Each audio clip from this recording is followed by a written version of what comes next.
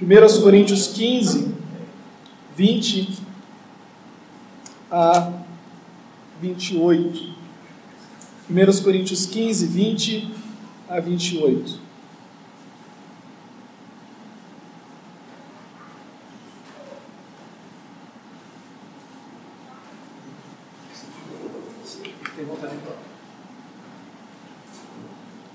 Nós estamos estudando sobre a ressurreição e a mensagem do Evangelho.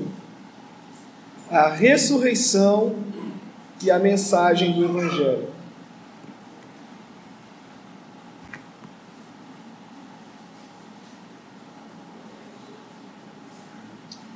Porém, a leitura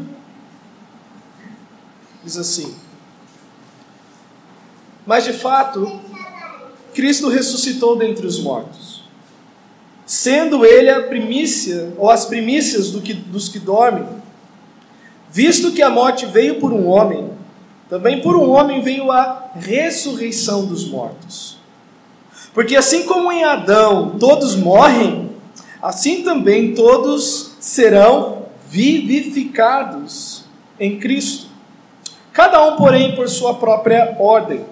Cristo, as primícias, depois os que são de Cristo na sua vinda. E então virá o fim, quando Ele entregar o reino ao Deus e Pai. Quando houver destruído todo o principado, bem como toda a potestade e poder. Porque convém que Ele reine até que haja posto todos os inimigos debaixo dos seus pés. O último inimigo a ser destruído é a morte. Porque todas as coisas sujeitou debaixo dos pés. E quando diz que todas as coisas lhe estão sujeitas, certamente exclui aquele que tudo lhe subordinou. Quando, porém, todas as coisas lhe estiverem sujeitas, então o próprio Filho também se sujeitará àquele que todas as coisas lhe sujeitou, para que Deus seja tudo em todos. Vamos orar mais uma vez. Senhor, nós e eu principalmente, preciso muito da Tua graça, a fim de que o texto que nós lemos, que é uma verdade preciosa, nos leve a fazer o que Abraão fez todas as vezes que o Senhor falou com ele, adorarmos o Senhor. Ao invés da especulação teológica, nós consideramos o que de fato nos espera e nos alegrarmos com tudo isso que haveremos de experimentar ao lado do nosso Salvador. Bendito seja o Senhor que nos dá o privilégio de ler e também de viver isso quando chegar o tempo. Em nome do Senhor Jesus. Amém. O Evangelho são as boas novas de Deus para o pecador. E é isso que Paulo está tratando especificamente no capítulo 15. Como que a mensagem do Evangelho ela não pode ser mudada, ela não pode ser nem aguada e nem pesada. Ela tem que ser o que ela tem que ser. E a igreja de Corinto, ela estava abraçando um pensamento que era o seguinte: quando eu digo a igreja, eu preciso ser mais justo na colocação, alguns da igreja, de que os mortos não ressuscitam. Mesmo admitindo vida após morte, o que alguns não admitiam é que a matéria pudesse ser recobrada, pudesse ser resgatada, pudesse ser reunida a alma ao imaterial.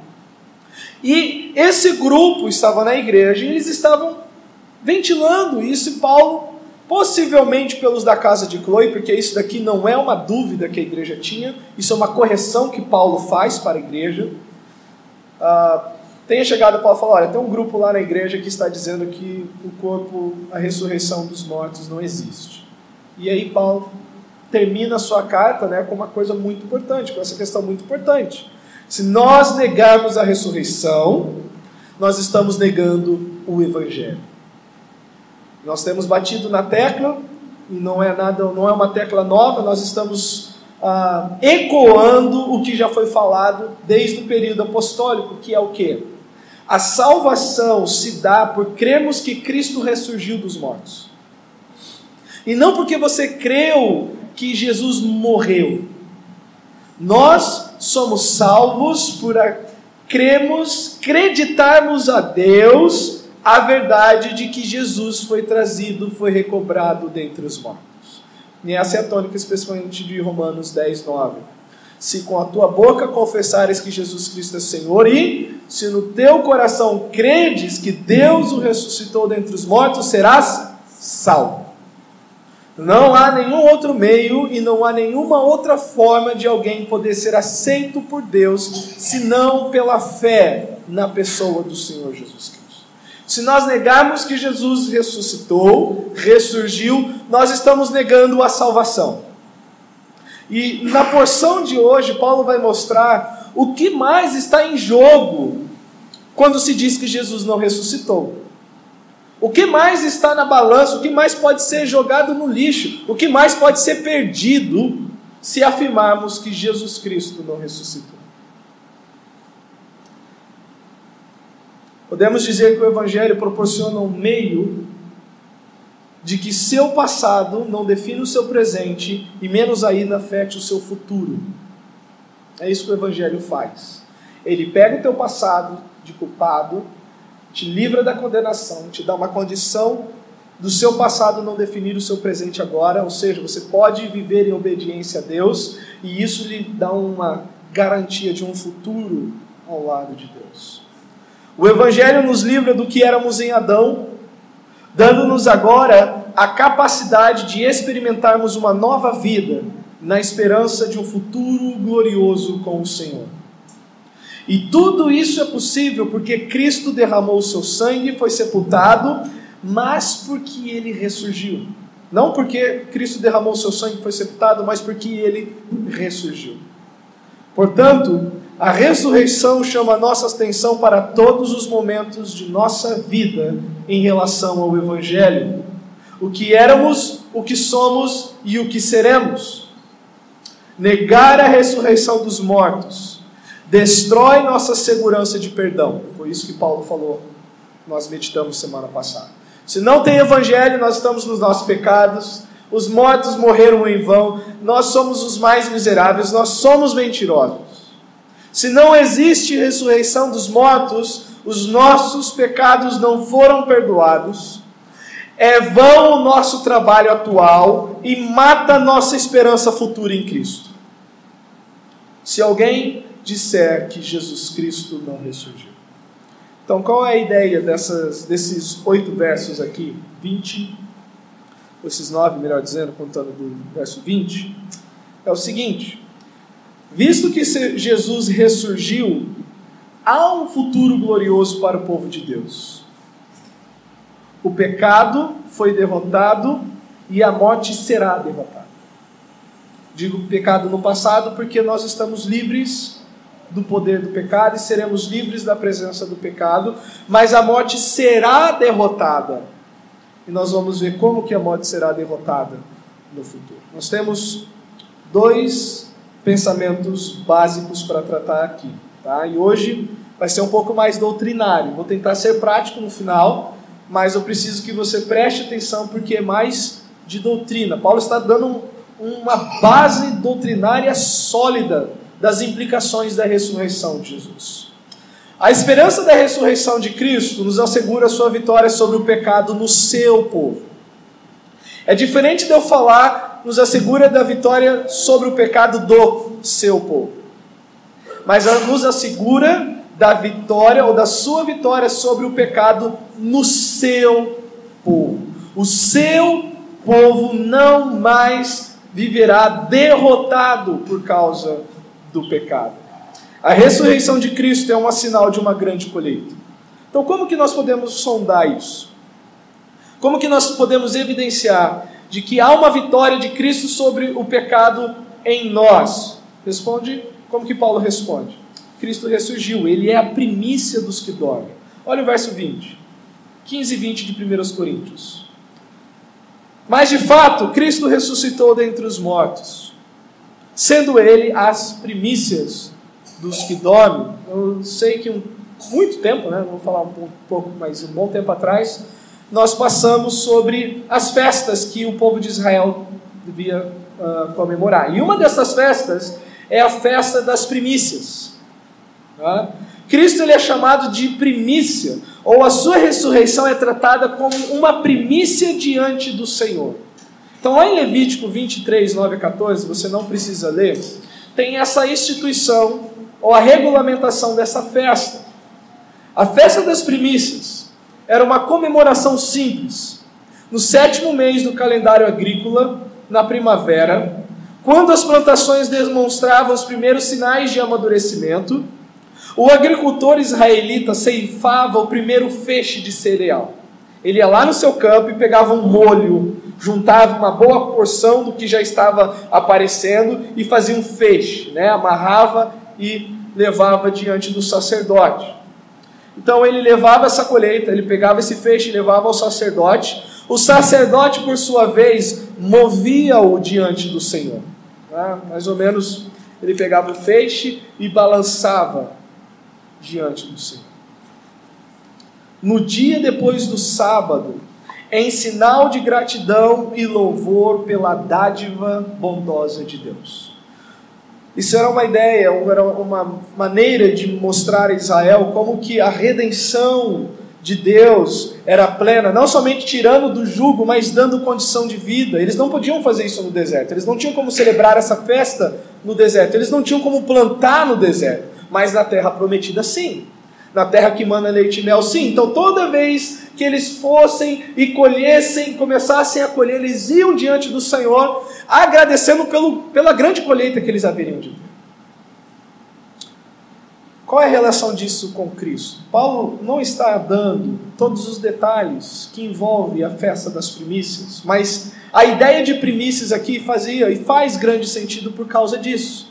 Tal como o agricultor ia diante de Deus, agradecendo pelo início de algo grande que haveria de acontecer, Cristo é o início de algo grande que haverá de acontecer.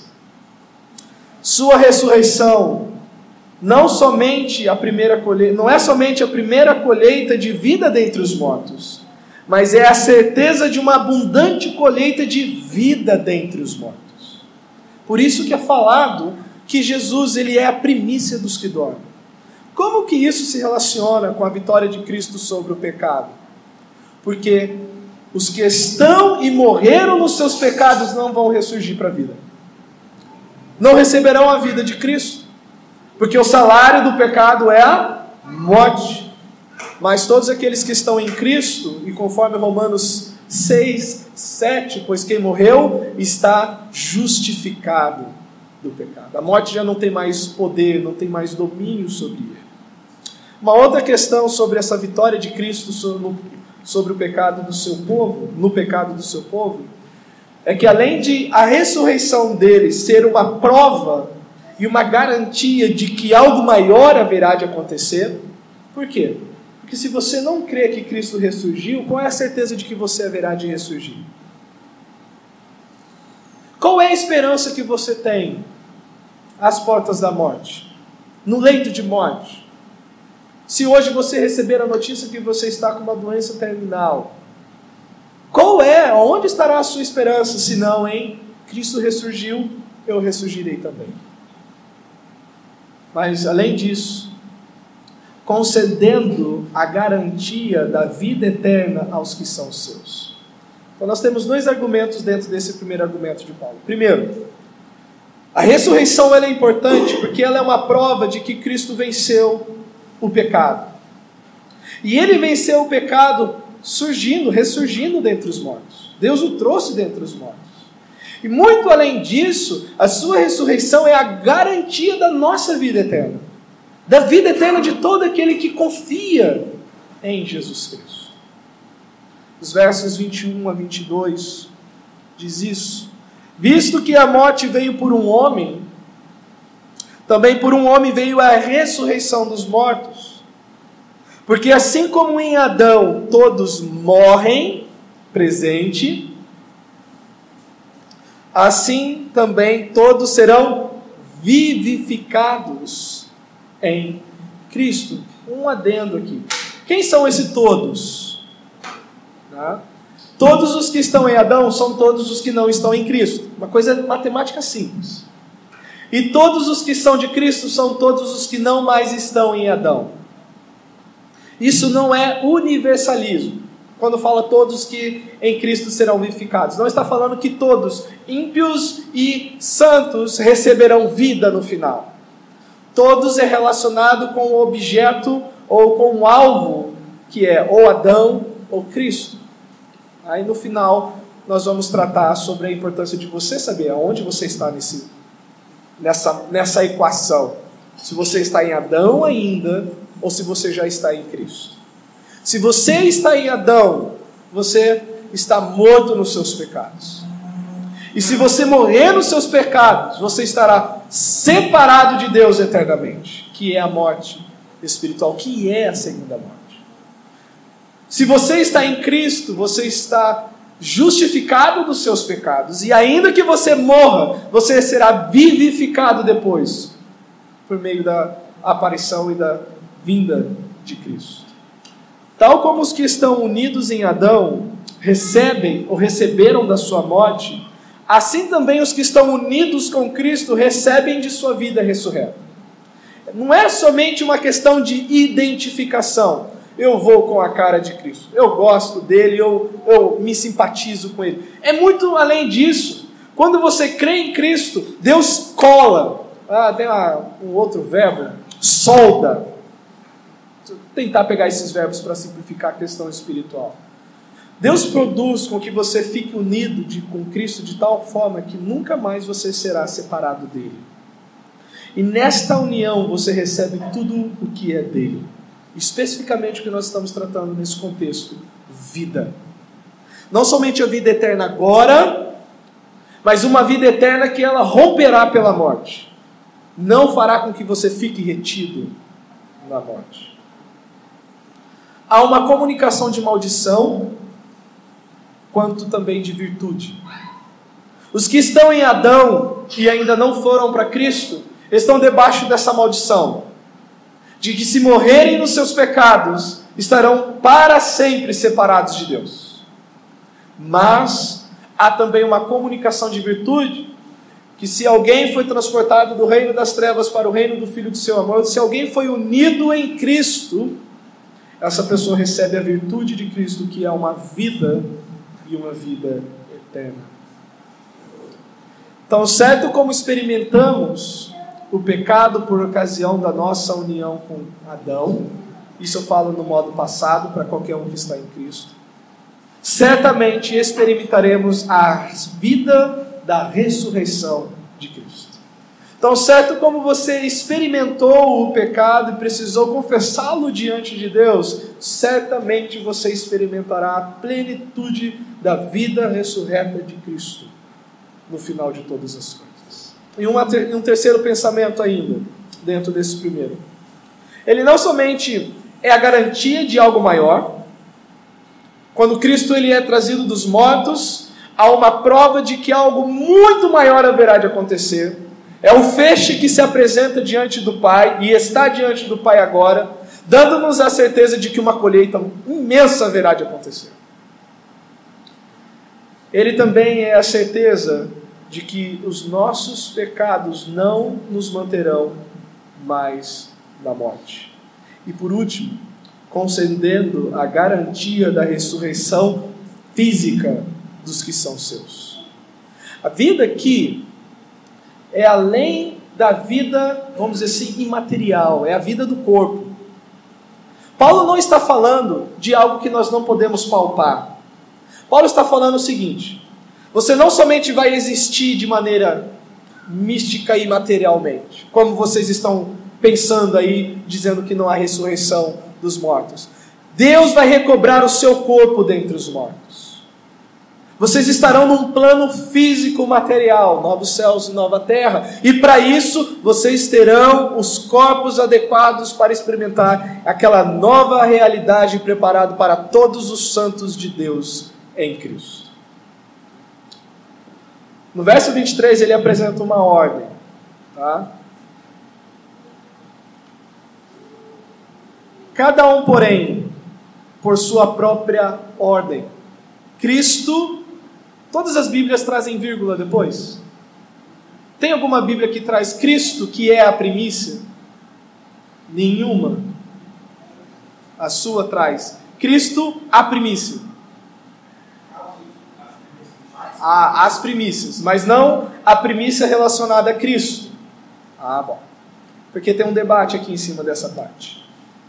Que está se referindo que Cristo é essa primícia na ordem. E não Cristo, uma primícia e depois os que são de Cristo. Tá? E eu vou ficar nessa segunda opinião aqui. Nós vamos ver por quê. A palavra ordem que aparece aí, ela é um termo empregado no militarismo para denotar diferentes pelotões por classificação, por hierarquia. Então, serão pelotões aqui. É como se fosse Paulo falando, são vários. O primeiro pelotão é Cristo sozinho, depois tem um outro pelotão e depois tem um outro pelotão de ressurreição. Paulo trata da ordem da ressurreição, mais especificamente de que, sendo Cristo o início dessa colheita, haverá uma produção a seguir. E o sentido da ordem empregada por Paulo vem de um cenário militar, de pelotões ou várias classes de soldados organizados para uma marcha ou batalha. E por causa desta ordem, podemos encarar a matéria da ressurreição da seguinte maneira. Vou precisar que você vá lá para Apocalipse 20 agora. Apocalipse 20, versículos 4 e 6. Por isso que foi lido Daniel e foi lido Apocalipse durante a liturgia. Apocalipse 20, versículos 4 a 6. Que ordem é essa? Apocalipse 20, 4 a 6.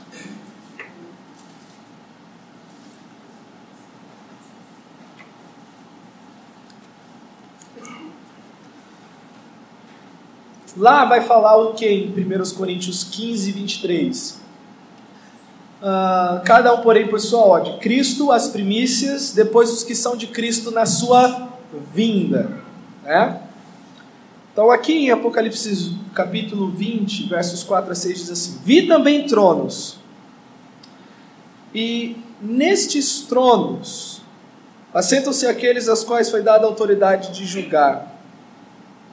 Vi ainda as almas dos decapitados por causa do testemunho de Jesus, bem como por causa da palavra de Deus. Tantos quantos não adoraram a besta, nem tampouco a sua imagem, e não receberam a marca da fronte da sua mão, e viveram e reinaram com Cristo durante 1000 anos. Os restantes dos mortos, então nós temos duas classificações aqui. Nós temos uma classe de mortos que foram ressurretos, e tem um restante de mortos que permaneceram na morte. Isso daqui é um sumário. O verso 4 é um sumário, é um resumo. Aí ele vai pormenorizar. O restante dos mortos não reviveram até que se completassem os 1000 anos. Esta é a primeira ressurreição. Bem-aventurado e santo é aquele que tem parte na primeira ressurreição. Sobre estes a segunda morte não tem autoridade. Pelo contrário, serão sacerdotes de Deus e de Cristo e reinarão com ele 1000 anos. Então, o que você tem que ter em mente? Esta primeira ressurreição e depois tem uma segunda ressurreição. A segunda ressurreição são só dos ímpios, no final de tudo. Tá? Mas essa primeira ressurreição, ela acontece em várias etapas. Quando chega aqui na culminação, todas essas são chamadas de primeira ressurreição. Todos os que experimentaram essa primeira etapa da ressurreição não sofrerão o dano da segunda morte, ao passo que os que ficarem e não foram trazidos nessa primeira etapa, estes sofrerão o dano da primeira morte. Deu para entender? Então vamos ver as etapas aqui. A primeira etapa desta primeira ressurreição, quem é? Cristo. Ele participou dessa primeira ressurreição. Ele é o início, ele é o pontapé dessa primeira ressurreição, que é o que nós estamos vendo em 1 Coríntios 15. Depois, nós temos a ressurreição dos que morreram em Cristo por ocasião do arrebatamento da igreja, que nós chamamos de as primícias aqui. Por isso que eu perguntei se na sua Bíblia é tratado de Cristo como a primícia no verso 23, ou se Cristo é distinto das primícias e dos que são de Cristo depois. Cristo primeiro. A NVI.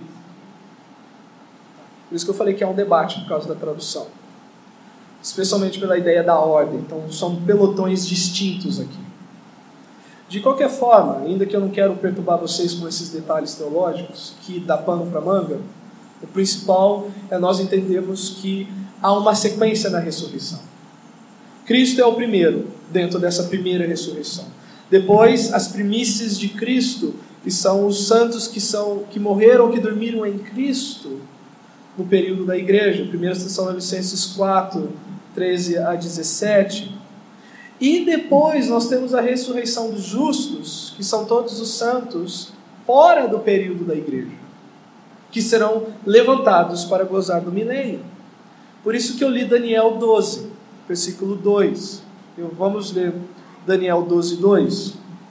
Volta lá. Isaías, Jeremias, Ezequiel, Daniel. Daniel 12.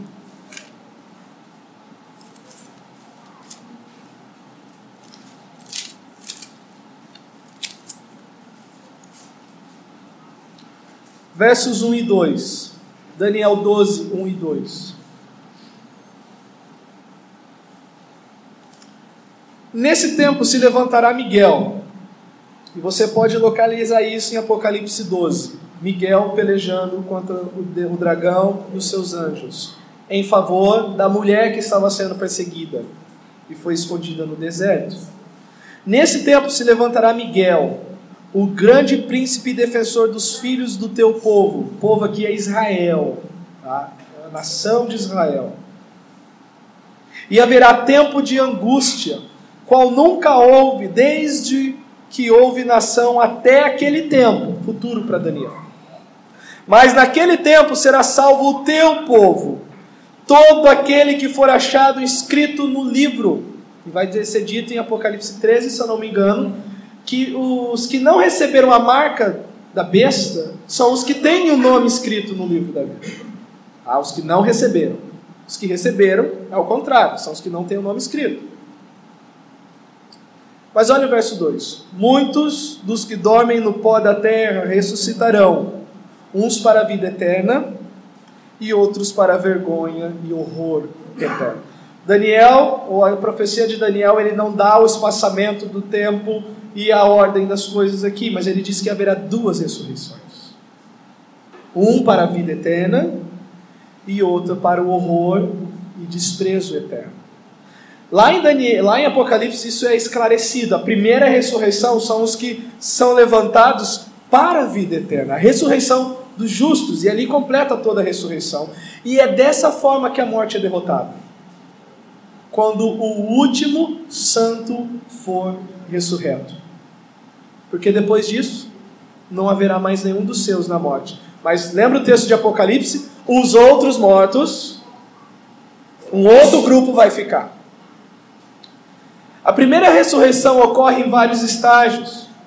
Os que participarem da primeira ressurreição não serão incluídos na segunda morte, quando todos os incrédulos serão lançados no lago de fogo. Então vamos lá para Apocalipse 20, 14.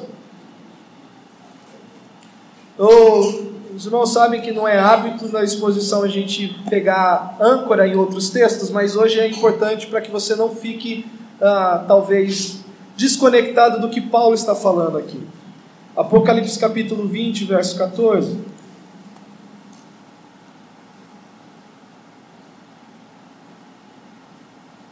Vamos pegar do verso 11. Grande trono branco no final do milênio.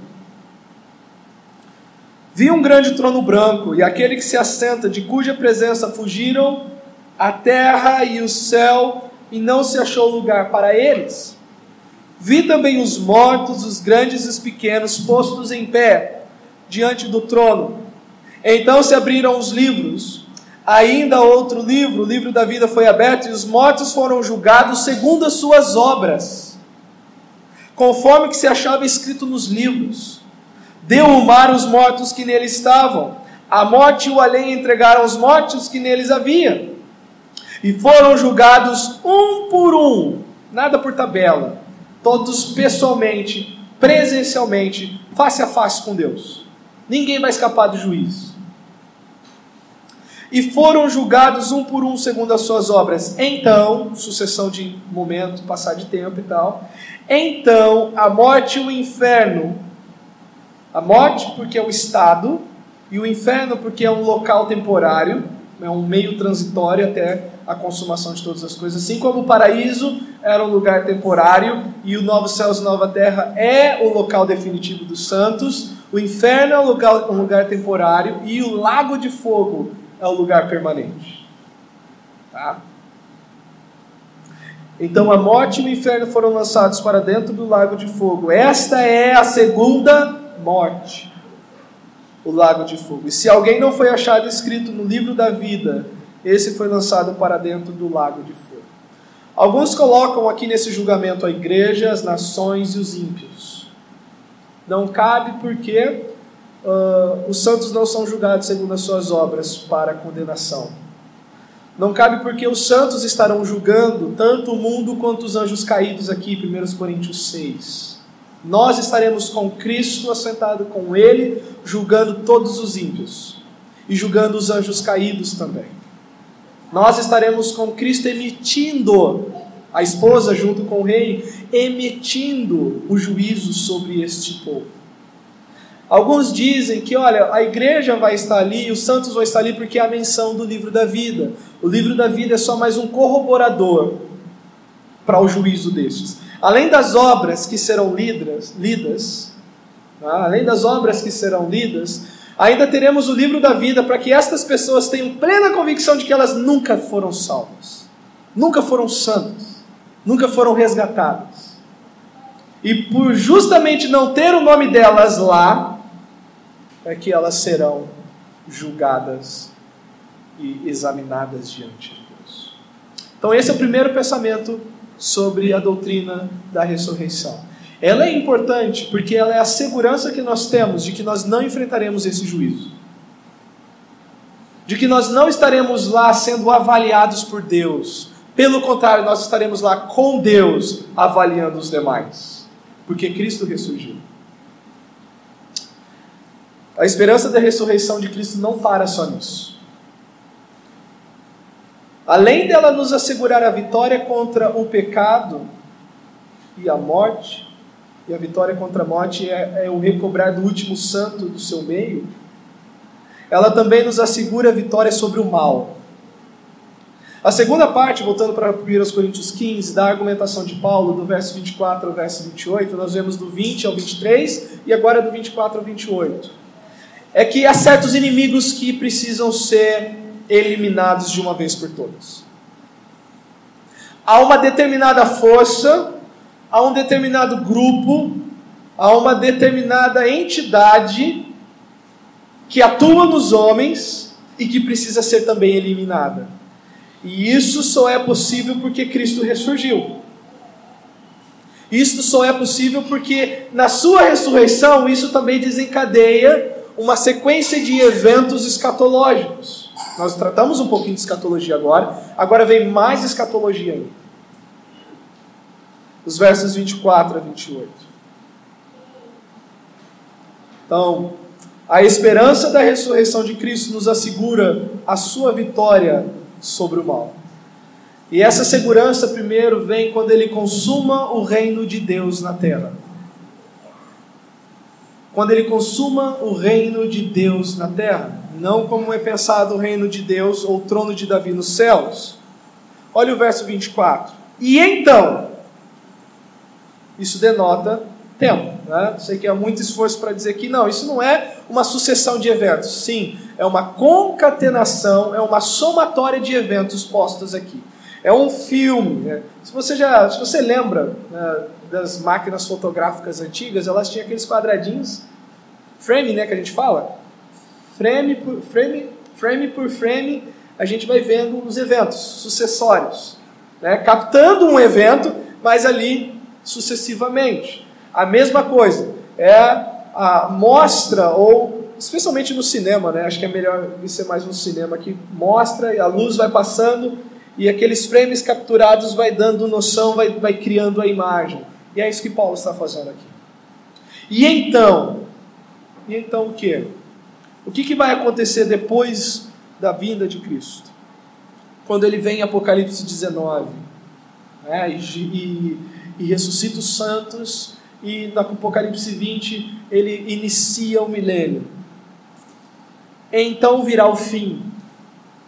Então virá o fim. E esse fim é marcado com o quê? Quando ele entregar o reino ao Deus e Pai. Quando houver destruído todo o principado, bem como toda a potestade. Aqui nós precisamos examinar algo que, para as seitas, olha a aula de hoje de manhã. As seitas dizem o seguinte: Jesus ele não é Deus, porque ele precisou entregar o reino ao Pai. Ele não é igual a Deus, ele é inferior a Deus, porque ele precisou entregar algo para o Pai. Papéis assumidos na administração da criação e de todos os eventos que envolvem a criação não implica valores assumidos entre pessoas na Trindade. O que isso significa? Na eternidade, Deus em três pessoas são coeternas, codignas de tudo o que os atributos lhes conferem: adoração, glória, honra e louvor. A partir do momento em que estas pessoas se dispõem a cuidar de determinados assuntos da criação, isso é chamado de a economia da Trindade, a administração da Trindade. Como cada pessoa da Trindade participa, se comporta e se envolve em determinados assuntos, até a consumação do século. E foi dado ao Filho, o Filho assumiu a responsabilidade de ser o mediador. Não somente o resgatador, mas ele é o quê? O mediador entre Deus e os homens. De sorte que quando Cristo estiver aqui na terra, ele é o mediador ainda entre Deus e os homens. Mas vai chegar um momento em que essa mediação cessará. E ele vai entregar tudo ao Pai, e Deus será tudo em todos. Eu sei que é bastante coisa de teologia, mas por quê? Porque Paulo fala o seguinte aqui: então virá o fim quando ele, o Filho, entregar o reino ao Deus e Pai. Não é Deus Pai quem estará reinando, é Deus Filho. Salmo 2, pede-me e dar-te-ei as nações por herança. E podemos enumerar inúmeros salmos, inúmeros textos que falam do Messias que é rei, do Messias que reina. O Filho assumiu o papel de profeta ao encarnar. Quantas vezes ele disse: eu trago a palavra que não é minha, mas a palavra do meu Pai. As palavras que eu vos profiro não são minhas, mas tudo aquilo que o Filho ouve do Pai ele profere. Cristo ele veio como um profeta, aquele que anuncia a Deus.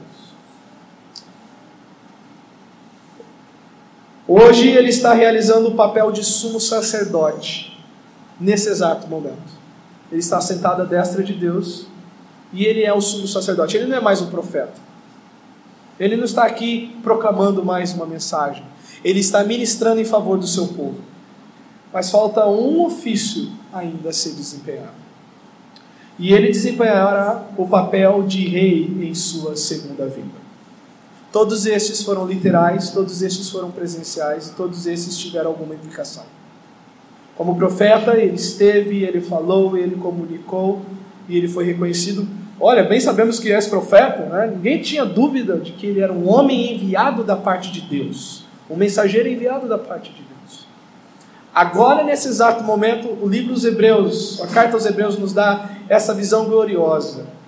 Nós temos um sumo sacerdote assentado à destra do Pai.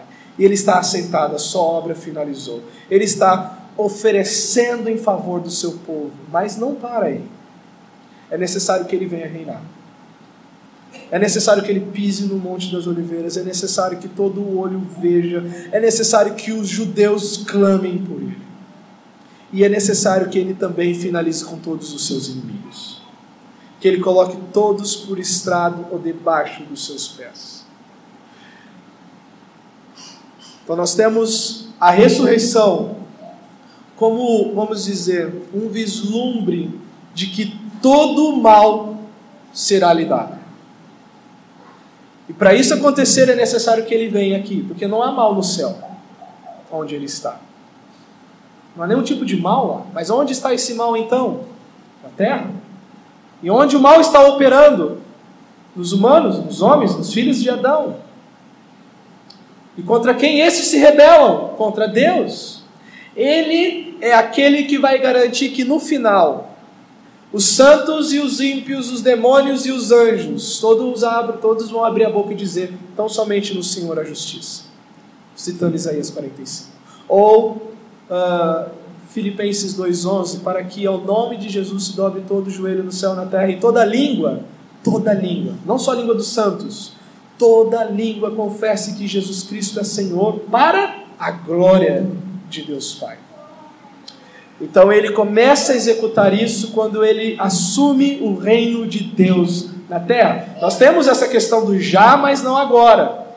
De já experimentarmos aspectos do governo de Cristo, mas não os plenos aspectos do governo de Cristo, que envolve a restauração nacional de Israel, a conversão do povo de Israel, as nações servindo a Deus e todas essas coisas.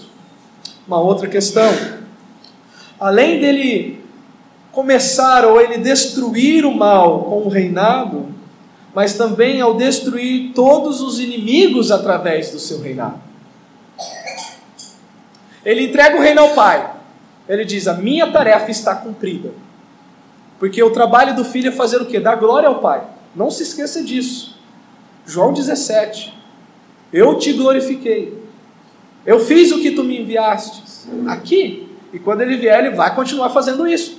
Com que todos deem glória ao Pai. Ao passo que o trabalho do Pai é fazer com que todos deem glória ao Filho. Mas também ao destruir todos os inimigos através do seu reinado. Versos 24 agora ao verso 26. Vamos pegar o verso 25. Porque convém que ele reine. É imperativo, convém que ele reine, até que haja posto todos os inimigos debaixo dos pés. O último inimigo a ser destruído é a morte. Como que ele vai fazer isso? Vamos de novo para Apocalipse capítulo 20. Lá ele vai mostrar como é que ele vai fazer isso. Apocalipse 20, 1 a 6.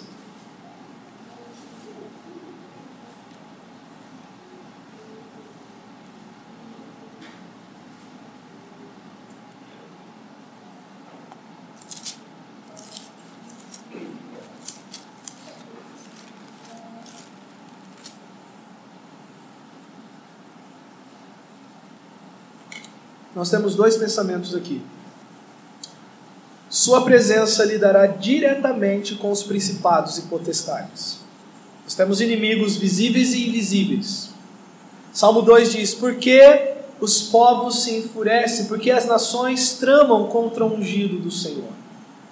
Nós também temos os invisíveis, os principados e potestades, os dominadores deste mundo tenebroso. E é nesse momento em que estes dois vão se encontrar com quem é maior do que eles.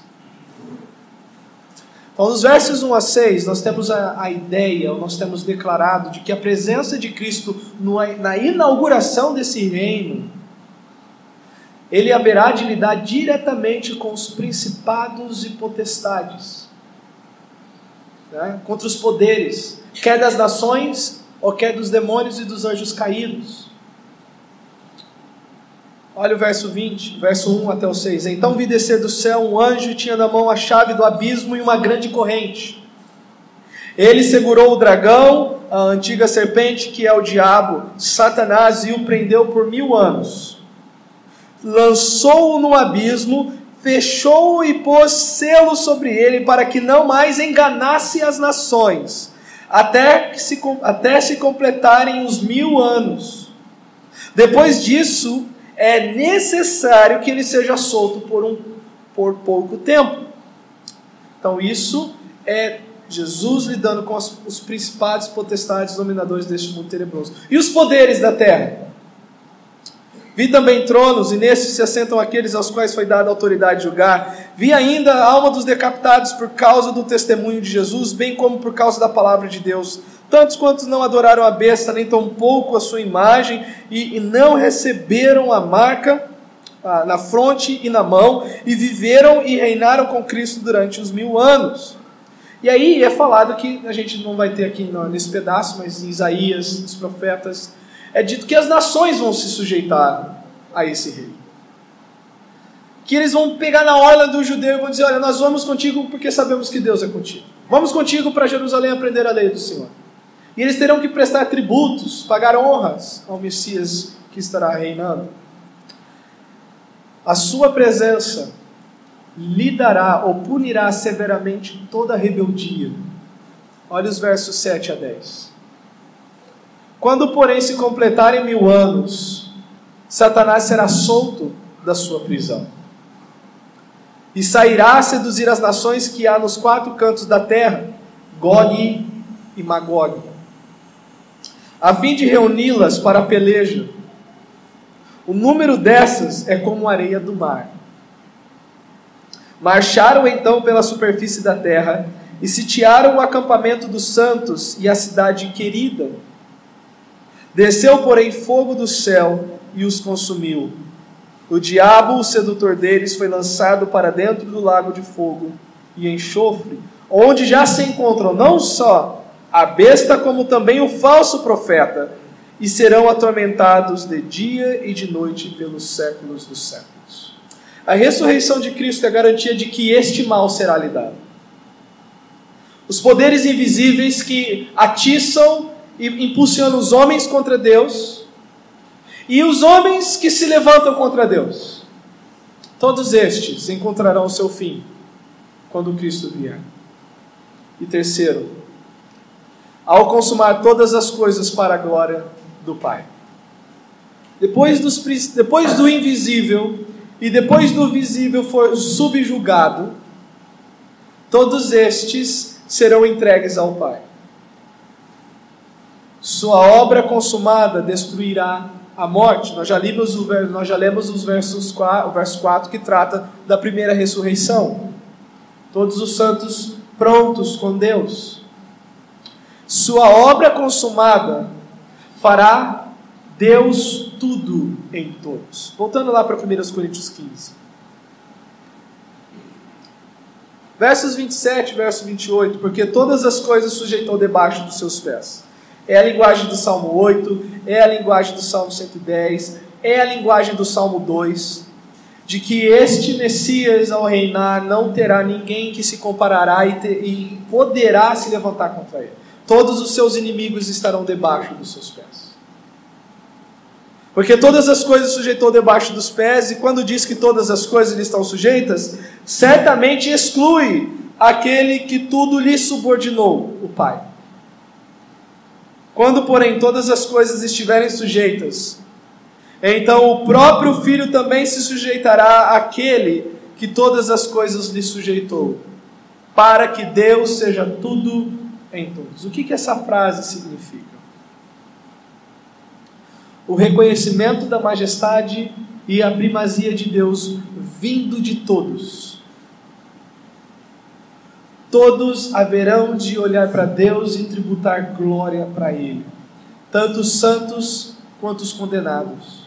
Ninguém ficará fora disso. Se você não confessar Cristo hoje como seu Senhor, não tem problema. Ou tem problema. Você pode viver essa vida e não dar a mínima para Jesus, e fazer igual Isaías 53, olhamos-no e não havia beleza que nos atraísse, como raiz de uma terra seca. Você pode olhar para Cristo hoje e falar, olha, não há nada que me atraia nele, não quero saber dele. Ah, mas haverá o dia em que os joelhos se dobrarão e que as línguas vão abrir e em alto bom som e dizer, tu és Senhor, tão somente no Senhor há justiça. Tudo girará e será voltado para Deus. Faço questão de ler Isaías 45. Ou vocês não precisam abrir, eu já encontrei. Versos 22 ao verso 25. Olhai para mim e sede salvos, vós todos os limites da terra. Porque eu sou Deus e não há outro, por mim mesmo tenho jurado, da minha boca saiu o que é justo, a minha palavra não tornará atrás, diante de mim se dobrará todo joelho e jurará toda língua. De mim se dirá, tão somente no Senhor há justiça e força, até Ele virão e serão envergonhados todos os que se irritarem contra Ele. Mas no Senhor será justificada toda a descendência de Israel, e nele se gloriará.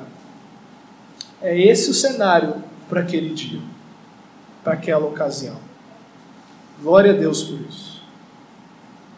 Concluir. Paulo, ele está construindo essa grande argumentação. Não cometa a loucura de dizer que não há ressurreição dos mortos. Porque se os mortos não ressurgem, os seus pecados não estão perdoados.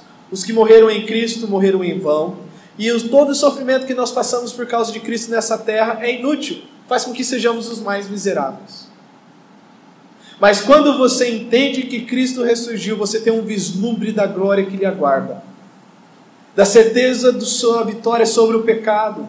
Trazendo os mortos à vida. Dando-lhes um corpo, mas também a sua total vitória sobre todas as coisas. E fazer com que todos se voltem para Deus. Sem a ressurreição, não há plano futuro a ser cumprido. A ressurreição de Cristo é parte da escatologia de esperança do povo de Deus e da criação. Romanos 8 diz que a criação geme, aguardando a revelação dos filhos de Deus. E quando houver a revelação dos filhos de Deus, nós teremos novos céus e nova terra. Por isso é importante saber o seguinte: em qual dessas ressurreições você estará? Em qual delas você vai aparecer? Em qual delas você será convocado para Deus? Na primeira, em que os justos serão levantados para reinar com Cristo? Ou na última, em que os ímpios serão convocados para a destruição eterna? A única forma de você não participar da última é participando da primeira. E participando da primeira somente com uma confiança inabalável em Cristo. Crendo nele, arrependendo-se dos seus pecados. Não há meio termo. Não haverá conversa, não haverá apelação. Não haverá STF naquele dia. Tá? Não haverá recurso. Não haverá habeas corpus. Haverá corpos, e haverá vida e morte. Os santos terão um corpo tal como o de Cristo. Os ímpios terão um corpo que será glorificado no sentido de poder experimentar e suportar a perdição eterna. Não é como muitos tecem uma esperança vã no coração de que Deus haverá de aniquilar e destruir o ímpio. Que naquele dia eles serão ressurretos e cessarão de existir em qualquer plano, em qualquer, como que eu posso dizer, em qualquer dimensão. Não. A honra de Deus que foi avultada é uma honra eterna e, portanto, a punição é eterna. A desobediência prestada por um Deus eterno recebe uma punição eterna. O crime que eu cometer para a Dona Teresa não será punido à mesma medida que um crime que é cometido à pessoa do presidente do nosso país. Nem se compara. Ainda que a irmã Teresa tenha total valor diante de mim e diante de Deus. Mas é só um termo de comparação. Se diante dos homens a justiça é aplicada proporcionalmente à honra daquele que é desonrado, quanto mais Deus. Quanto mais Deus. Por isso é importante abraçar o Evangelho e perseverar no Evangelho. Em qual ressurreição você estará? Em qual delas você será convocado? Pense nisso. Vamos orar. Senhor, nós agradecemos porque o Senhor nos dá a convicção de que faremos parte da primeira ressurreição.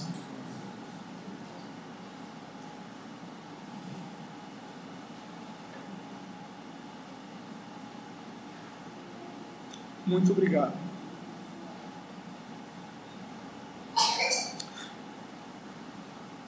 Muito obrigado por essa certeza.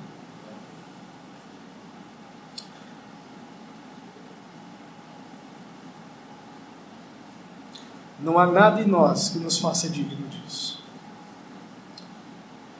Nós estaremos lá para contemplar o nosso Senhor e Salvador. Nos regozijarmos e nos alegrarmos nele. E falarmos tão somente no Senhor a justiça. Que Jesus Cristo é Senhor para a tua glória. Assim como me emociono, Senhor, por essa bendita e gloriosa esperança, meu coração pesa também por aqueles que abrem mão de participar dessa primeira ressurreição e querem deliberadamente abraçar a segunda ressurreição. Querem encarar-te não como o Salvador, mas como o juiz, como aqueles que haverão de ouvir dos seus lábios: apartai-vos de mim, vós os que praticais a iniquidade, porque eu não vos conheço. Ide para o fogo eterno, para a perdição eterna. Vivifica a tua palavra, Senhor. Encha-nos de gozo, que é isso que essa doutrina tem que nos trazer. Não divisão, não debate, mas gozo, alegria, exultação, uma glória indizível de que nós estaremos em pé e de pé com o Senhor naquele dia. É o Senhor quem nos haverá de nos apresentar naquele dia. Tudo isso por causa de Jesus Cristo. E em nome dele nós oramos e te agradecemos. Amém. Deus abençoe e até semana que vem, se assim o Senhor permitir.